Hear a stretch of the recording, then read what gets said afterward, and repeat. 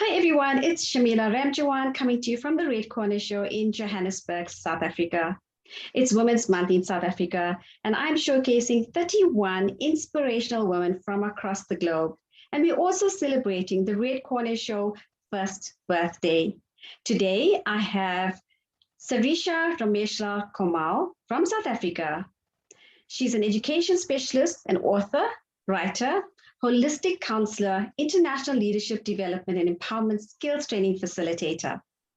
Sarisha is making an enormous impact wherever she goes at a grassroots level where it really matters and amongst leaders and decision makers so that this multi-pronged approach can ensure meaningful change at levels that matter. Sarisha is an educational specialist. Her focus is on leadership development and holistic counseling for the past 25 years and holds a master's degree in education, focusing on childhood and youth development, educational, social, and psychologically. Hello, Sarisha, how are you? Hello, Shamila. Congratulations on Red Corner's first birthday. And thank you again for having me on the show. Finally, I get to not just be a fan, but I get to be on the show. So thank you so much for that. I am so honored to have you on the show. And, I did say to you, everything happens for a reason. It's been long overdue. And I must say thank you to Deshni Govender for recommending you to come onto the show. And this was, I think we chatted about it last November. Last November and then again in January. Yes, correct. Yeah. And how's it going on your end? Actually, it's going well. The journey is taking a few bends and twists, but it is exactly as it's supposed to be. So I'm just enjoying and reveling this whole evolutionary journey that I'm on.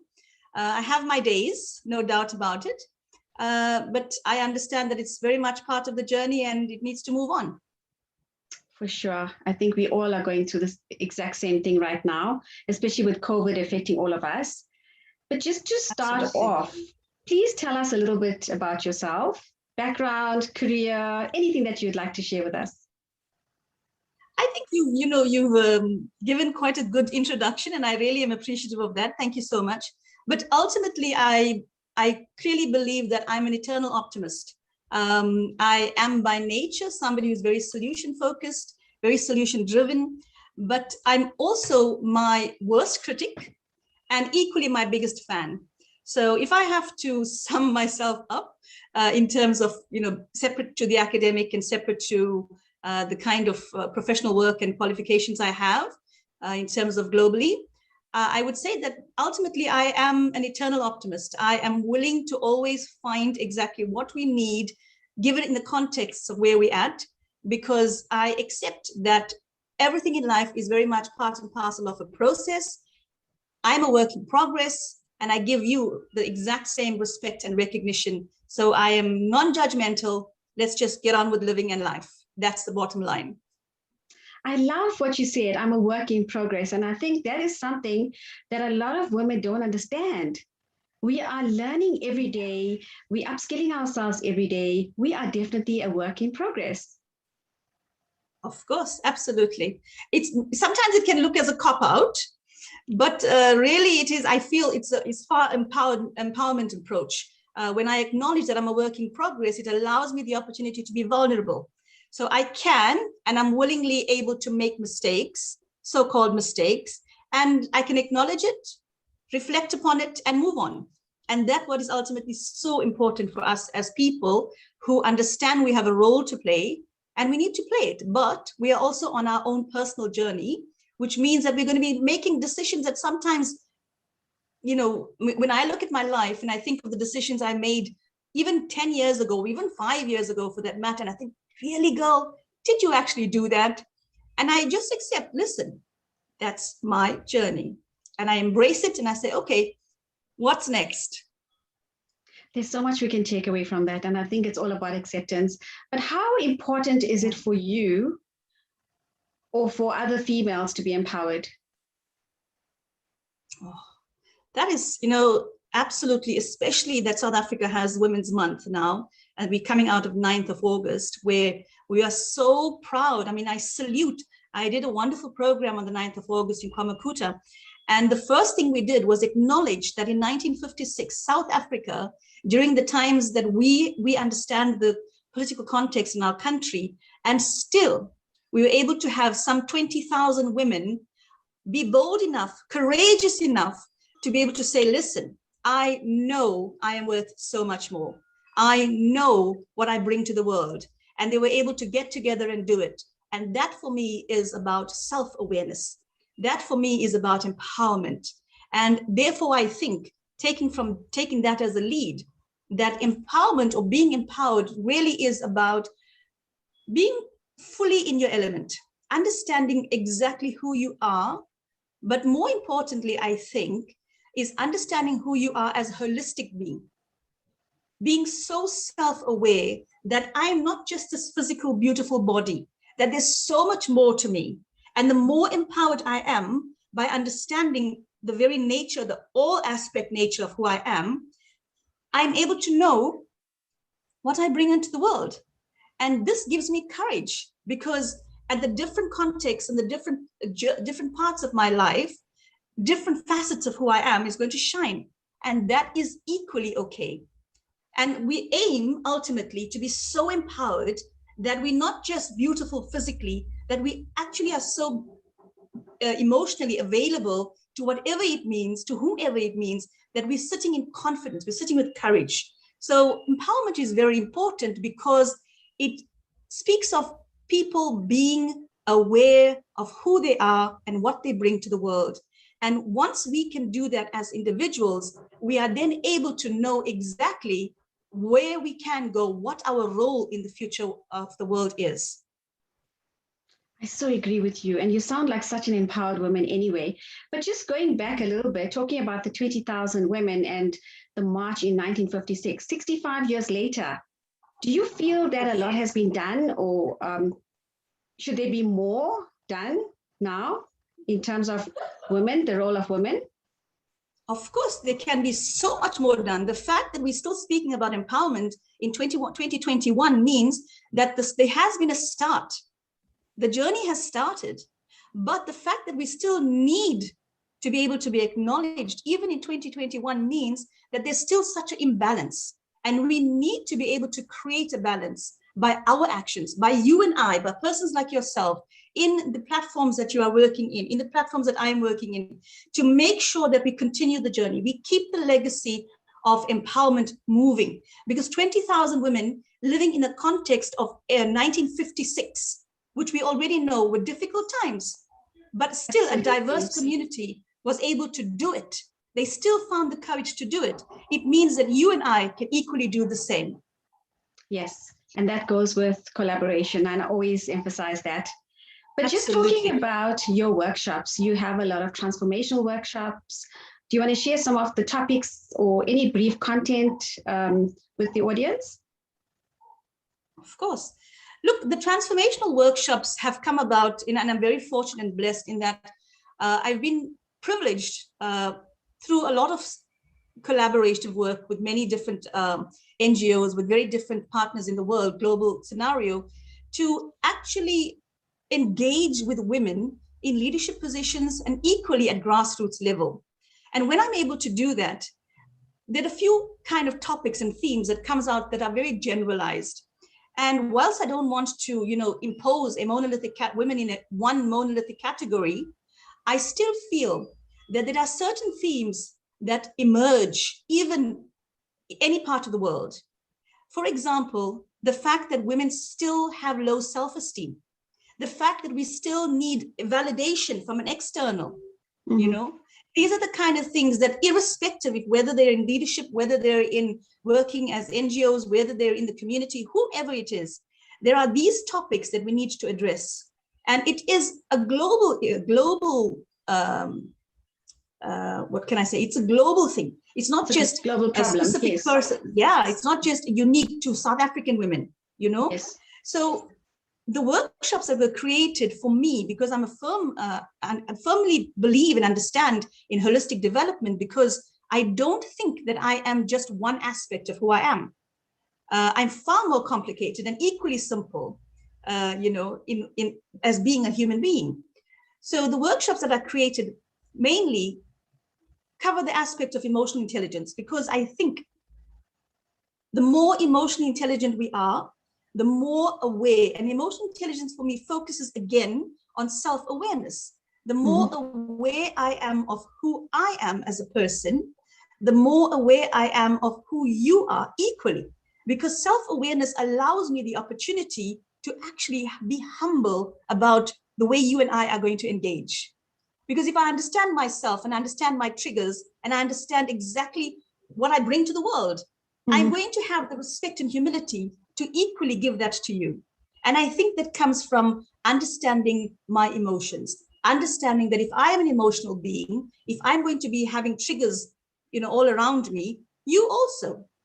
So this is very important for me. So emotional intelligence as a transformational tool is one of the topics that I try to, use as often as possible in majority of the workshops. The second most important workshops, and you will see a thread in the 3 topics that I'm going to tell you now. The second workshop that I love and I'm very passionate about is, started by Simon Sinek. I'm sure you're fully aware of Simon Sinek, and he speaks of the why. So if I understand why I do something, this gives me clarity and direction as to how I do something with my emotions. So the why and the how, the emotions are the how, and the why gives me a clarity as to, okay, so why am I doing this? Where's the purpose in all of this? And then the third aspect that I bring in is how we need to understand our spiritual aspect as people, our connection with the divine source. Whomever, however we connect is our personal business. But the acknowledgement of something divine is so important. So those 3 topics, if we are fully engaged in, and if we are fully able to use the little tools in each of the aspects, in the EQ, in the questioning the why, and then you understanding ourselves more fully, we are able to then come up living more actively in our lives. We are not just dormant and waiting for somebody to save us. We are active participations in our world. And this for me is so important. So the transformational workshops ultimately are about those 3 main aspects. The contexts are different based on who I am doing the sessions with. But the main ideas are that, because I found across the globally, when I've been able to do the training and do consistent engagement with women, the topics that come up again and again is on we need self-validation. And I'm saying, no, understand your emotions. Yes, understand it's what all within. Yes. All within. So it is about really tapping into your own potential as a person instead of waiting for somebody else to save you. So agree with that. Yeah. Yes, for sure. That is very interesting, Sarisha. And where are you now in terms of that? How did COVID, affect your business in terms of coaching? I think it actually worked very well. Technology has been superb for me because we're able to do a lot of group sessions. However, because I'm such a person who loves to work with my hands, as you may have noticed, I use my hands a lot already, even in our Zoom session. From that perspective, it's been a bit difficult because I love being able to really allow energy to flow. I want vibrations to be changed wherever we are because we are vibrational beings. And that's what, that's how I'm able to bring in the spiritual quotient when I'm working with people. So using technology via Zoom sessions and whatever other platforms are available in the countries that they are in, I'm still able to work.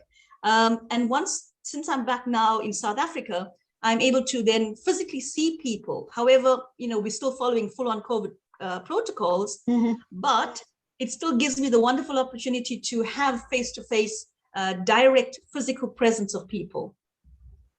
Yes, COVID has its advantages and disadvantages. I totally agree with that as well. So you're a contributing writer in the fields of education, spiritual content, female empowerment, and also the author of an international book entitled Notes on My Fridge. I'm very curious to know about that book, the title, why did you write the book? Please take me through the writings and the book. I love writing. I'm very fortunate that I've been raised in a home where my mom made writing very much part and parcel of our upbringing. So we had to always journal. We had to always journal, and we always had to read. So my love for reading and my love for writing comes from my family, from my mom especially. So when I started doing a lot of counseling, I realized that instead of just writing it in note form, I can actually take notes poetically. I can write it into poetry, write it into prose pieces, so that it actually is even more creative for me as a process myself. So I took the opportunity of taking various client notes across the years and putting them down into poetry and prose pieces. And then I was very fortunate to be in constant relationships with very empowered individuals, who have very positive impact in my life, that said, listen, put them down into books and use the books in your work. Because again, we found common themes running across even the counseling sessions. It's like there's not just one particular theme available only for a particular group of people, irrespective. It's diverse communities who have very similar themes coming up over and over again. And that's how actually Notes in My Fridge came about in 2017 and was launched in 2017. Fortunately, it has now been over to 11 different countries, and we've been able to use it as conversation starters in the training sessions. It has really impacted because people can relate. Even men can relate, which has been so empowering for me as a person, because it means what we are doing is equally fulfilling the needs of male and female. Lovely. And where can one get hold of the book?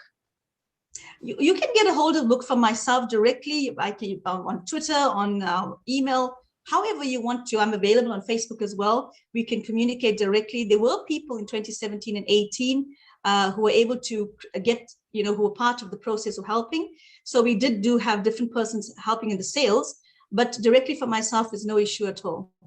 And you didn't think of putting it on Amazon? Yeah, the thing is, it's not an easy read because it is real experiences of real individuals. Okay. So I was really not wanting to just go full out as, book sales as a priority. It was about the experiences that empower and empowered. So I prefer having somebody who understands how to take the process of the content forward so that nobody actually feels in a sense of depression. However, I want for individuals reading to say, okay, so it's not just about me. There are others who are equally involved in this, who are equally experiencing this here. And that for me is so important from that point of view, that we can now facilitate further, that we can actually collaborate and work so that you are equally having the feeling of, I'm not alone in this. It's not just about me. Yes. So your love for reading, what are you currently reading?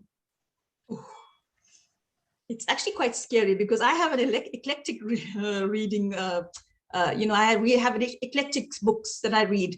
However, the whole idea behind reading and reading all kinds of things comes from the fact that, I understand reading firstly is about one's IQ. The vocabulary reading increases your vocabulary, you're a better communicator. But the kind of books that I read are also very, enhancing of one's spirituality as well as self-help books. So I think the kind of books, I'm just probably making excuses for myself, but I think the choices of my books at the moment, firstly, the book called Thrive. I'm not sure if you've heard of Thrive. Definitely one of the books that I would recommend by Dan Buettner. It's about what is happiness for people? How do people actually define happiness? And how do people actually live happily? The reason I love that book is because it's a book about, the stereotypes, what you and I may consider that, if I'm living a particular life, if I'm working with a particular time frame, 25, I'm married, 26, I'm having my first kid, 27, I buy my home. That's the timeline that I think works for me. By 30, I should be such a happy woman, right? Yes. But actually what's happening at 30? Now I have a bond to pay because I bought that house for the kids. Then I have the kids' school fees, and then I have work to think about.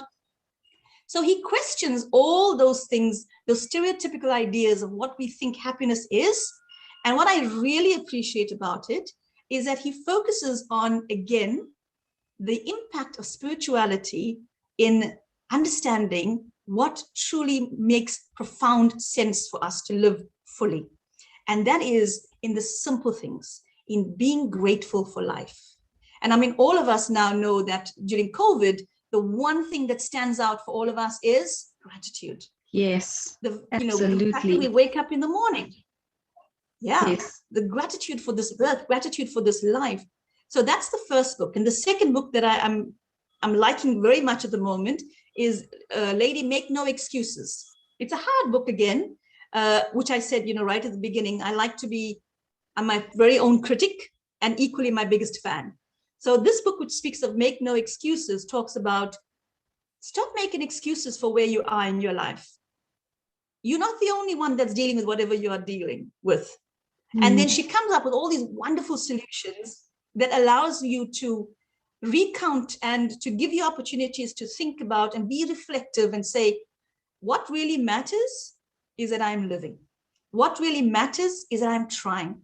What really matters is that I am in the process of becoming every single day with every experience that I'm living with.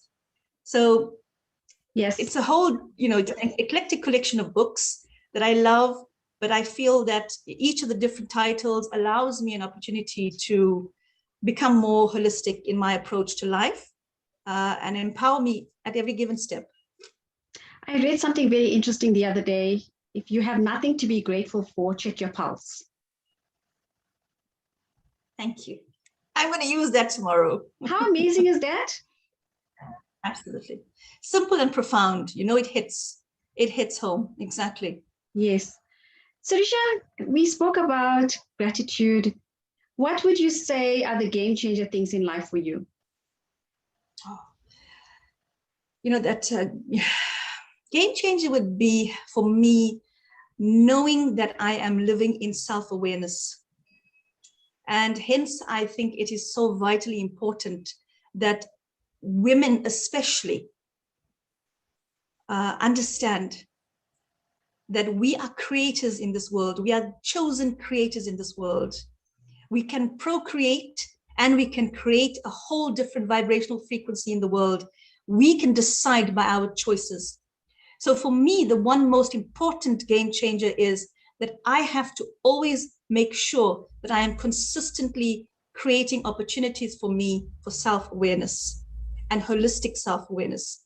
Because as soon as you are aware emotionally, physically, spiritually, cognitively, financially, you are aware of all the aspects that help us create an impetus and momentum in one's life. You know exactly where you're going. You know what you're creating.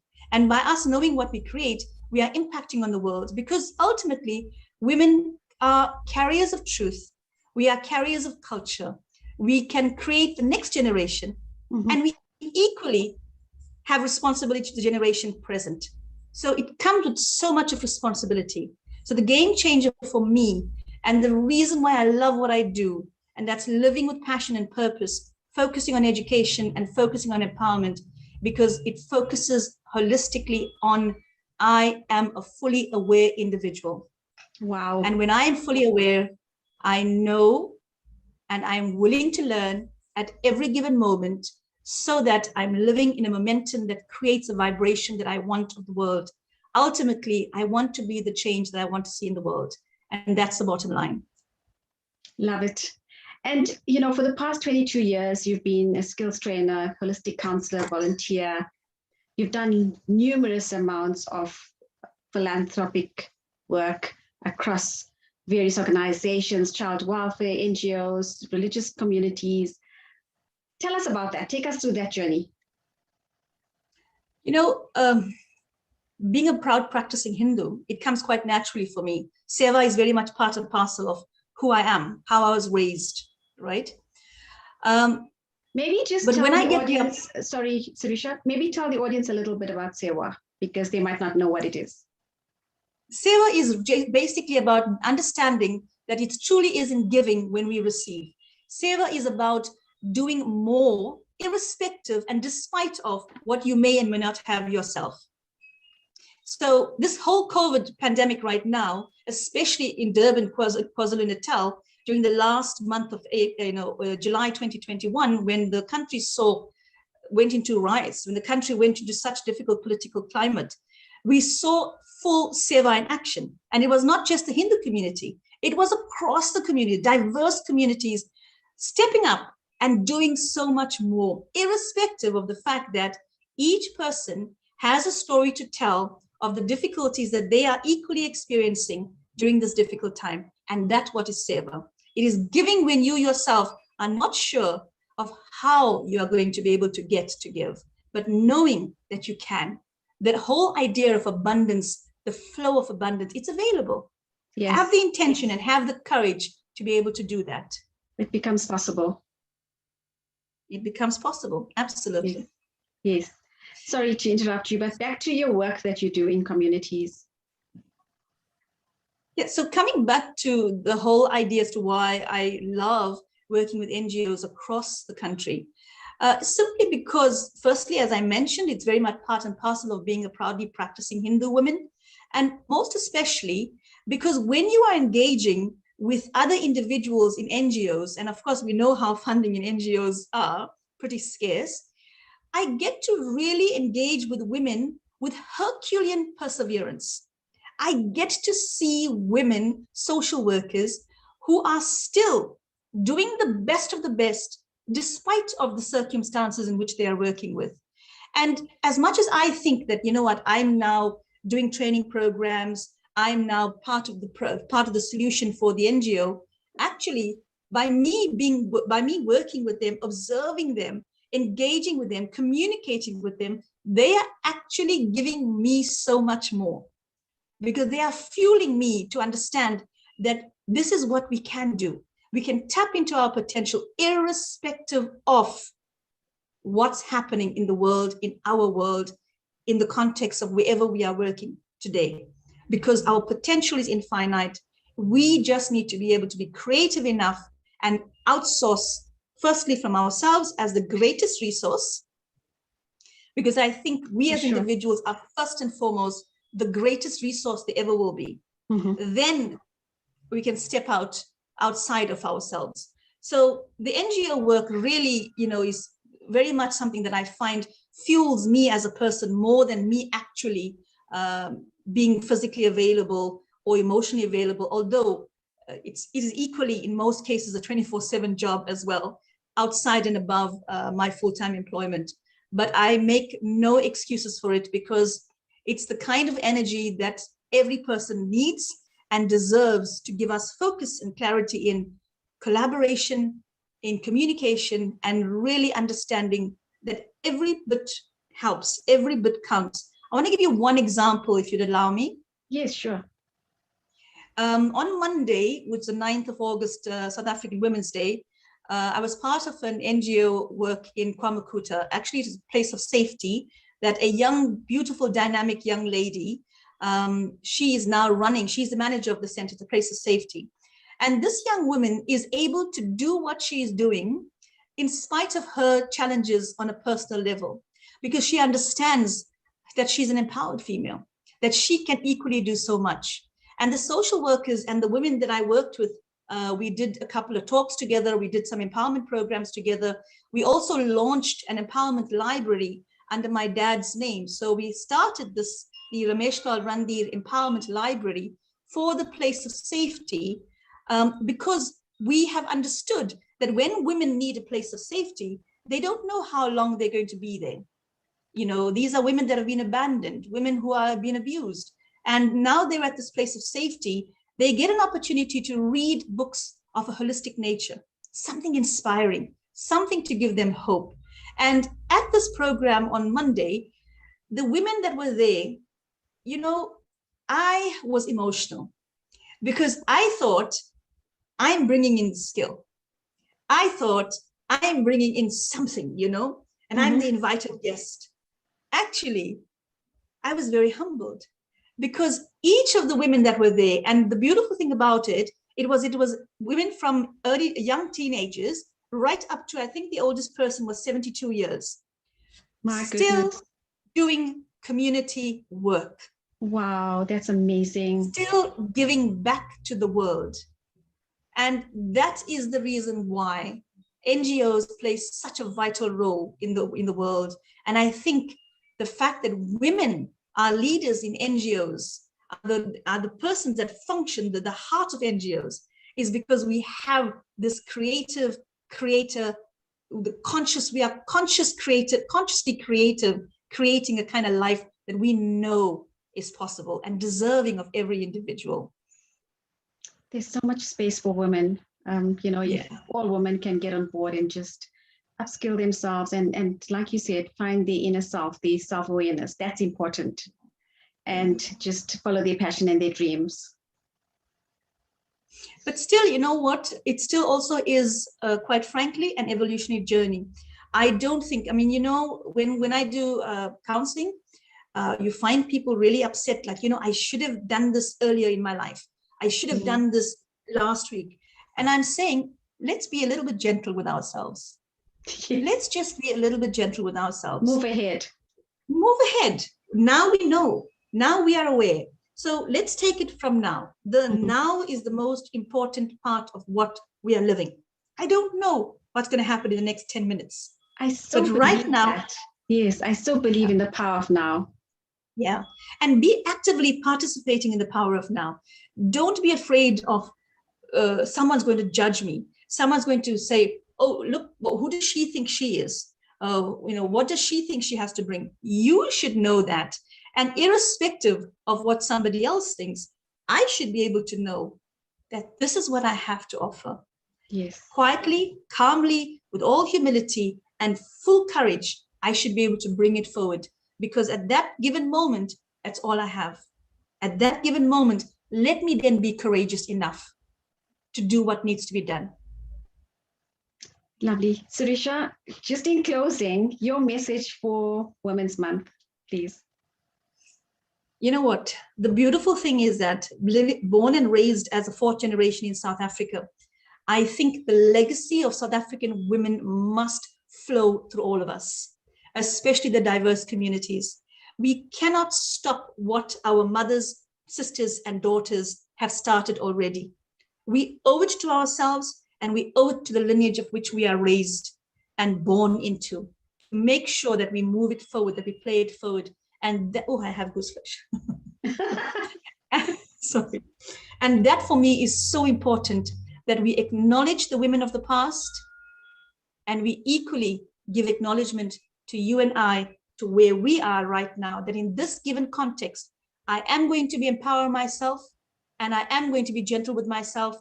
I am going to be a conscientious woman, and I am going to live fully in this ordained space as to who I am. What an amazing way to end the show. Sarisha Rameshlall Komal from South Africa, thank you so much for sharing your journey and inspiration to our audience, and I wish you all the best. Thank you so much for chatting on the Red Corner Show. Thank you so much for this opportunity. Bye. Bye-bye.